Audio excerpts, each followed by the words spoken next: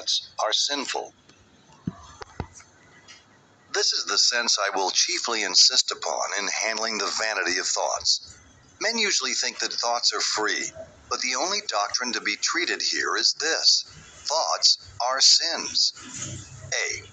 The law judges them, Hebrews 4 verse 12, rebukes a man for them, 1 Corinthians 14 verse 25, and therefore they are transgressions of the law.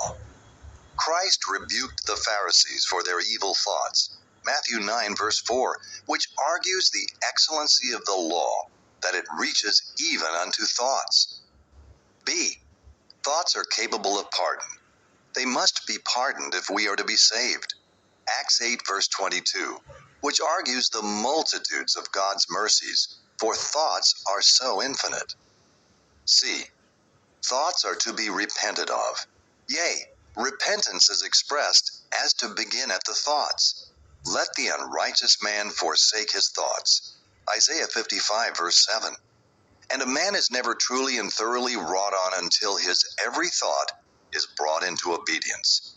2 Corinthians 10 verse 5, which argues that they are naturally rebellious and contrary to grace.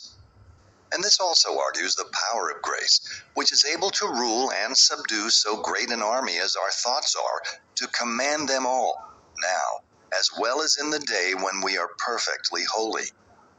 D. Thoughts defile a man. But nothing defiles except sin. Out of the heart proceed evil thoughts, and these defile the man.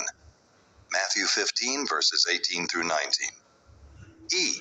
Thoughts are an abomination to the Lord, but he hates nothing but sin. His pure eyes cannot endure to look on iniquity. Habakkuk 1 verse 13.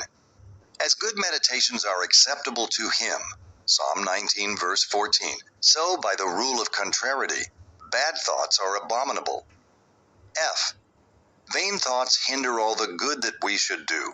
They spoil our best performances. Vain thoughts draw the heart away, so that when a man should draw near to God, his heart, because of his thoughts, is far from him. Isaiah 29 verse 13. A man's heart goes after his covetousness, as the prophet speaks, because his thoughts run that way.